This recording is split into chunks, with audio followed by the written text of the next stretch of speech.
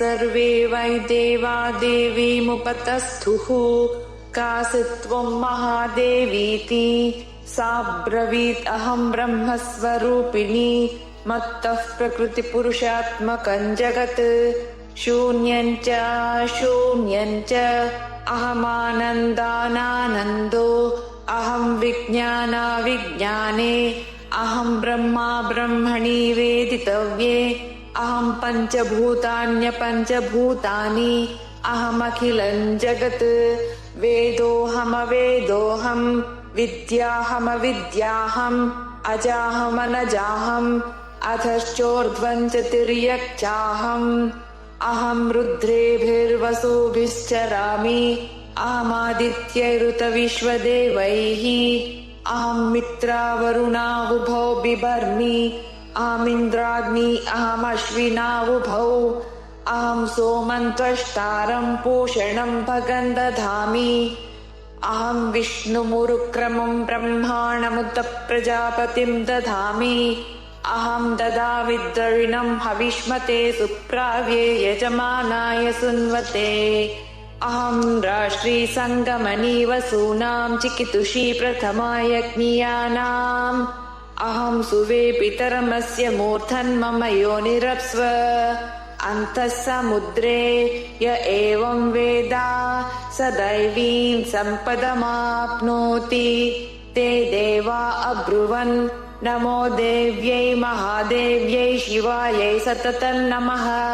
नमः प्रकृत्यै भद्रायै नियताः प्रणतास्मताम् तामग्निवर्णां तपसा ज्वलन्तीं वैरोचनीं कर्मफलेषु जुष्टाम् दुर्गां देवी शरणं प्रपद्यामहे सुरान्नाशयित्यै ते नमः देवीं वाचमजनयन्त देवास्तां विश्वरूपाः पशवो वदन्ति तान्नो मन्द्रेशमूर्जन्दुहाना धेनुर्वागस्मानुपसुष्टुतैतु कालरात्रीं ब्रह्मस्तुतां वैष्णवीं स्कन्दमातरम् सरस्वतीमदितिं दक्षदुहितरं नमामः पावनां शिवाम् महालक्ष्म्यै च विद्महे सर्वशक्त्यै च धीमहि तन्नो देवी प्रचोदयात् अदितिर्ह्यजनिष्ठदक्षया दुहिता तव तान् देवाम् अन्वजायन्त भद्रा अमृतबन्धवः कामो योनिः कमला वज्रपाणिर्गुहाहसा मातरिष्वाभ्रमिन्द्रः पुनर्गुहा सकला मायया च पुरुच्चैषा विश्वमातादिविद्यो एषात्मशक्तिः एषा विश्वमोहिनी पाशाङ्कुशधनुर्बाणधरा एषा श्रीमहाविद्या य एवं वेद स शोकं तरति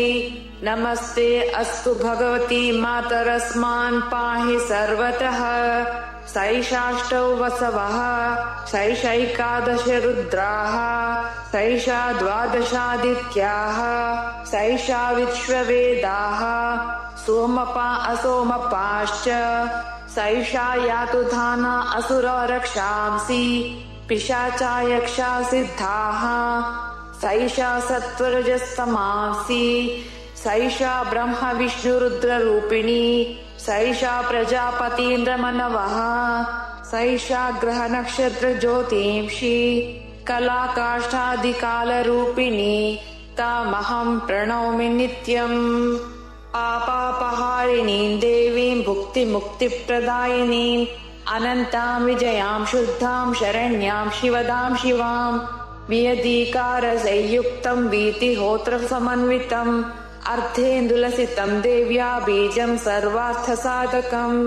एवमेकाक्षरं ब्रह्म यतयः शुद्धचेतसः ध्यायन्ति परमानन्दमय ज्ञानाम्बुराशयः वाङ्माया ब्रह्मसूस्तस्मात् षष्ठं वक्त्रसमन्वितम् सूर्यो वामश्रोत्रबिन्दुः संयुक्तष्टात् तृतीयकः नारायणेन सम्मिश्रो वायुश्चाधरयुक्ततः विच्छेन वर्णकोर्णस्यान् महदानन्ददायकः हृत्पुण्डरीकमध्यस्थाम् प्रातः सूर्यसमप्रभाम् पाशाङ्कुशधराम् सौम्याम् वरदाभयहस्तकाम् त्रिनेत्राम् रक्तवसनाम् भक्तकामदुघाम् भजे नमामि त्वम् महादेवीम् महाभयविनाशिनीम् महादुर्गप्रशमनीम् महाकारुण्यरूपिणीम् यस्याः स्वरूपम् ब्रह्मादयो न जानन्ति तस्मात् उच्यते अज्ञेया यस्या अन्तो न लभ्यते तस्मात् उच्यते अनन्ता यस्या लक्ष्यं नोपलक्ष्यते तस्मात् उच्यते अलक्ष्या यस्या जननं नोपलभ्यते तस्मात् उच्यते अजा एकैव सर्वत्र वर्तते तस्मात् उच्यते एका एकैव विश्वरूपिणी तस्मात् उच्यते नैका अत एवोच्यते अज्ञेयानन्ता लक्ष्या जैका नैकेति मन्त्राणां मातृका देवी शब्दानां ज्ञानरूपिणी ज्ञानानां चिन्मयातीता शून्यानां शून्यसाक्षिणी यस्याः परतरं नास्ति सैषा दुर्गा प्रकीर्तिताः तान् दुर्गमां देवीं दुराचारविघातिनीं नमामि भवभीतोऽहं संसारार्णवतारिणीम् इदमथर्वशीर्षं योधीते स पञ्चाथर्वशीर्षजपफलमाप्नोति इदमथर्वशीर्षमज्ञात्वा योर्चा स्थापयति शतलक्षं प्रजप्त्वापि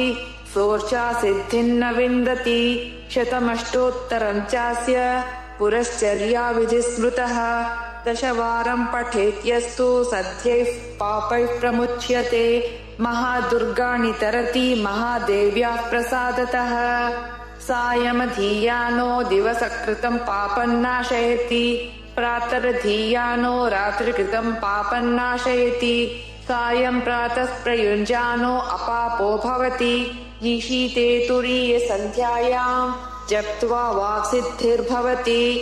नूतनायां प्रतिमायां जप्त्वा देवता सान्निध्यं भवति प्राणप्रतिष्ठायां जप्त्वा प्राणानां प्रतिष्ठा भवति भौमाश्विन्यां महादेवी सन्निधौ जप्त्वा महामृत्युन्तरति स महामृत्युन्तरति य एवं वेद